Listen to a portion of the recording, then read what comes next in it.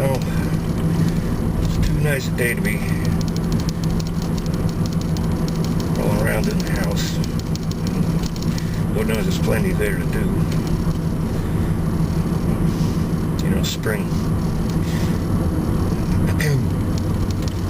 But today's too good a day to do that. Not that the weather hasn't been pleasant past week or so. It's just a particularly warm one, sunny. You know, instead of rain or anything. So, outdoors chores day.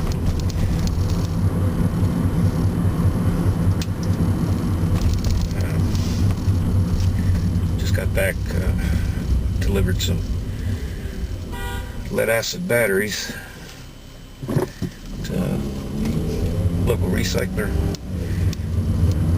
125 pounds of batteries. They gave me $25.30 for that. Quite a number of small batteries, not car batteries size, to smaller ones. Electric fence chargers, various appliances, emergency lighting, UPS supplies, and that sort of thing. Scissor lifts that I've been using over the years, collecting, and they wear out. And you know, you can't you can't just put them in the trash. Why would you? They give you a pretty good coin for them. Let's see, 125 pounds of those batteries was about 2 5-gallon bucketfuls of small batteries, ranging anywhere from the size of your fist up to maybe the size of a cracker box. One of them a bit smaller than your typical automobile battery. Worth it. That place is, geez, I think maybe 2 miles from home. Did that. Stopped by my mom's, see how she's doing. Just fine. Picked up some scrap wood that was left there that I can use for some projects I've been working on, or I'm going to be working on. Pick that stuff up. Another load or two to go before I'm finished with that. And then what I can't use, I'll burn.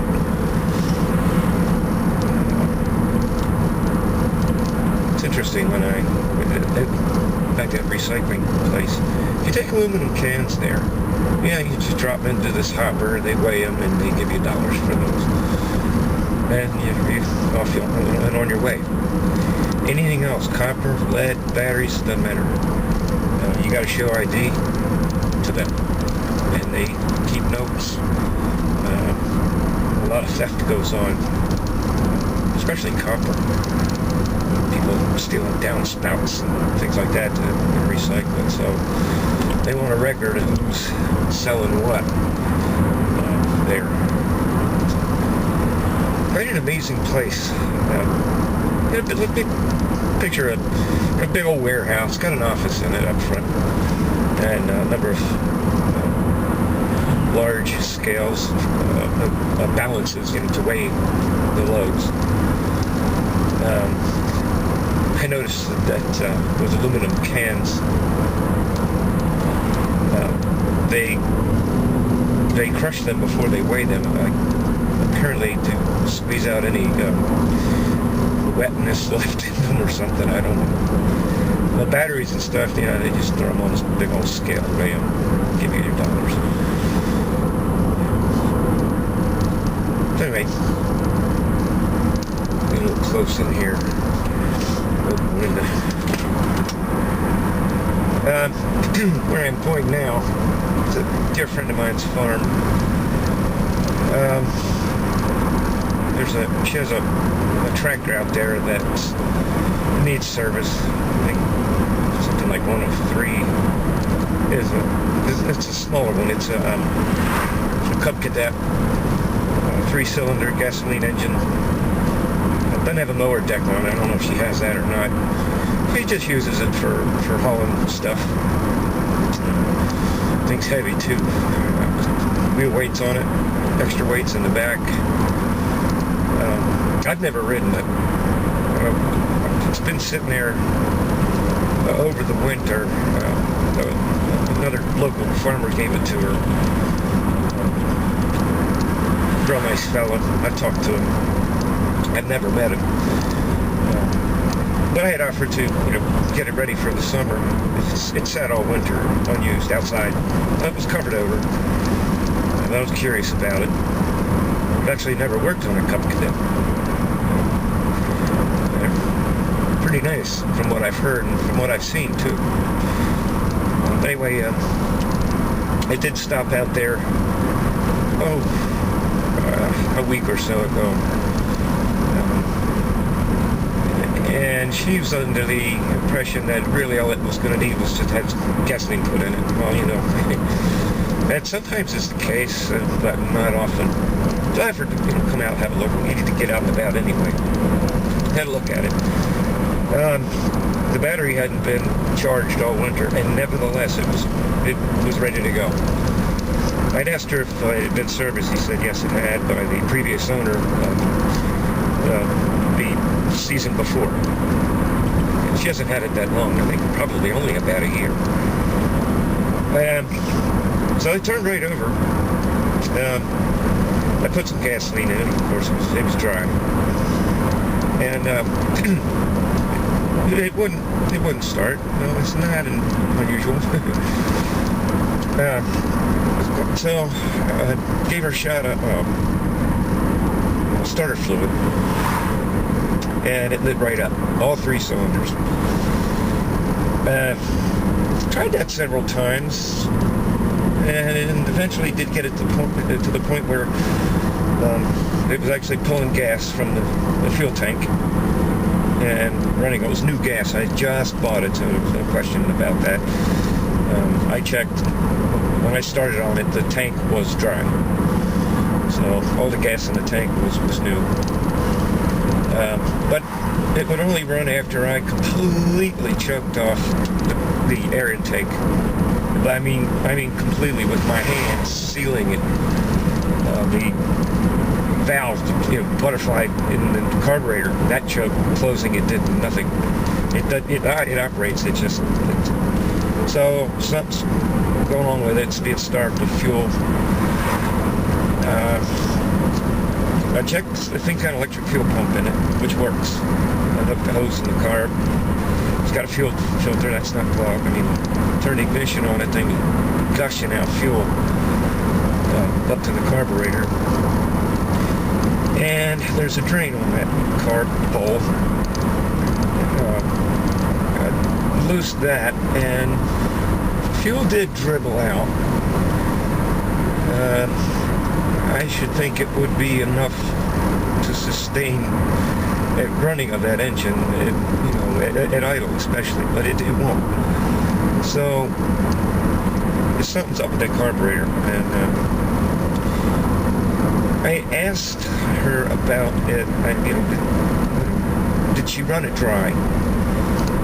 She said she did, meaning that she just let it run until it stalled, which is not a bad thing. But it's better than just leaving the fuel in the tank over the season you're not using it. But that doesn't always fully drain the bowl. And around here, you got to go way out of your way to get gasoline that does not have ethanol in it. Don't even get me started on that. It's so destructive,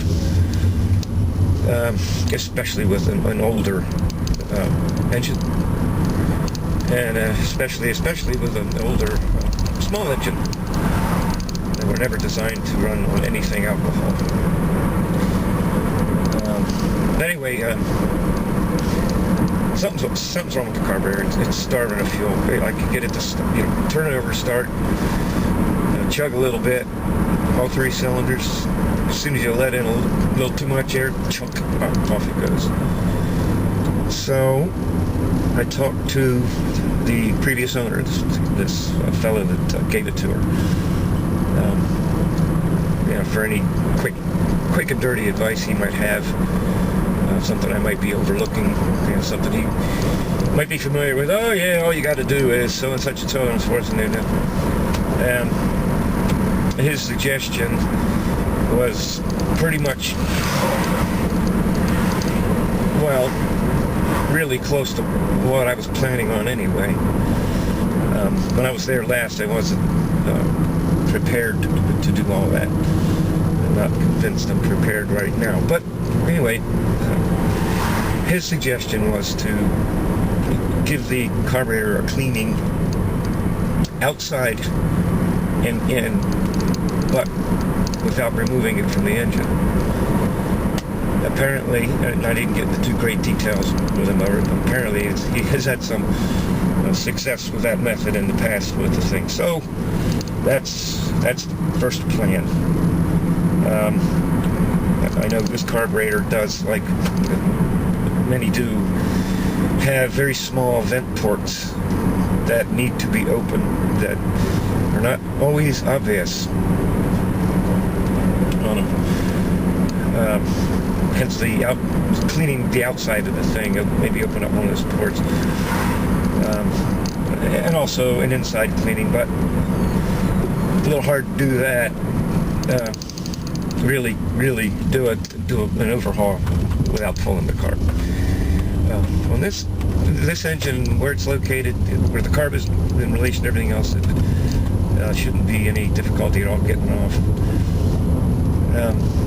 But before I do that, if I'm unsuccessful with his suggestions, the previous owner's suggestions, if I'm unsuccessful with that, I'm going to leave it be. He might be stopping by sometime this weekend, and I'm sure he'll be happy to go over it.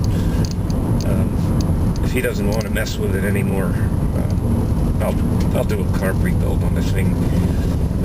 And sometimes that means, for me anyway, just pulling it off, try to save the gaskets, just clean the thing and put it back. Not like replacing parts, O-ring seals, and that's going to start costing money. This work I'm doing is just for work for a friend. But it starts getting into buying parts, and it's going to cost you a little bit for my time. Alright, so there's that.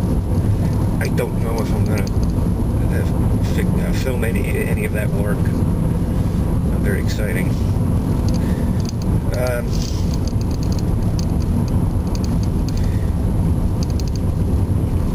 I may take some still images if there's anything worth noting or something I need to remember later. We'll see.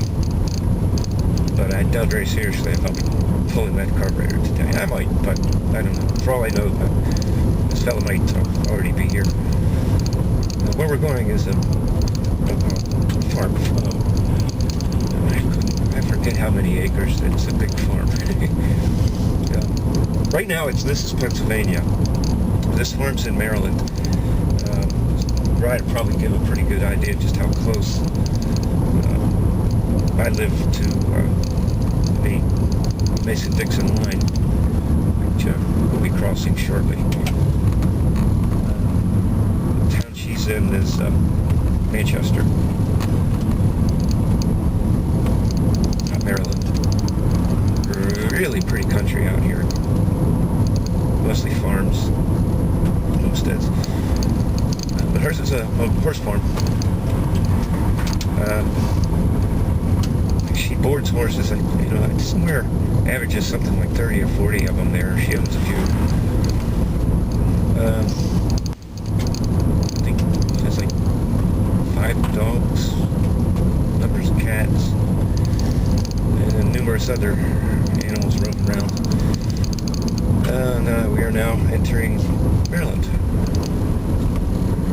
Here where I can't carry my firearm legally in the car. So I'm not armed. I hate that. So this farm's very, very, very old.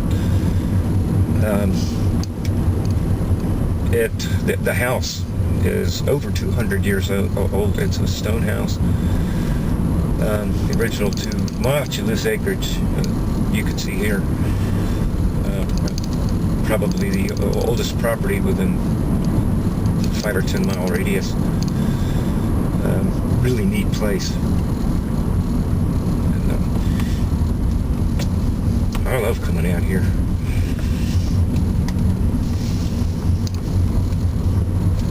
And sometimes just to walk around. Static flies.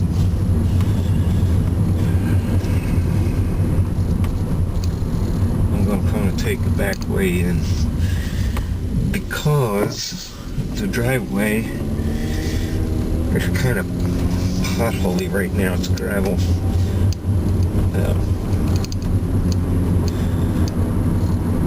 Back way's prettier anyhow.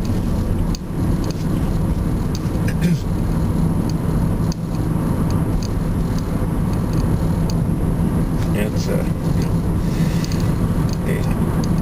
middle of March. So much growing. But already the allergies are kicking in the trees. What little bit there is. Once they start mowing too.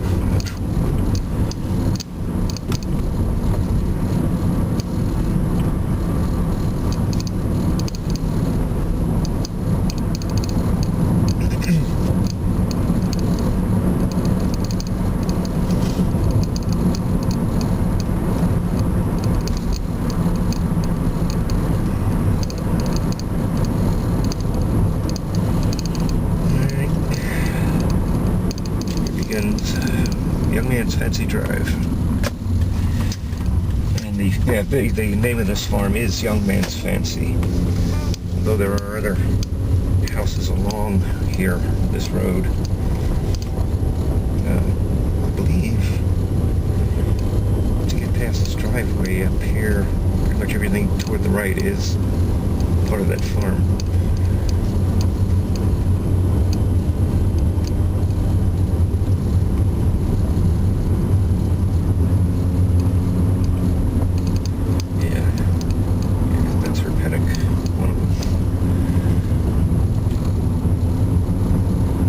I don't even know if she's here right now. Probably. But yeah, looks like her truck's there, so she's probably here. Yeah, she got some minis. A donkey or two.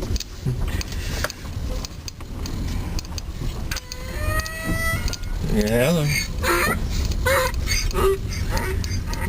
And you can probably see our subject sitting there. Covers off.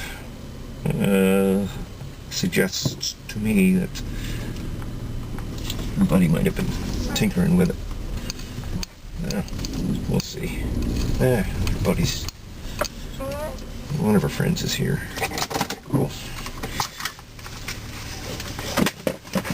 Alright. Cut this off. Yeah, may take some stills. We'll see. See ya.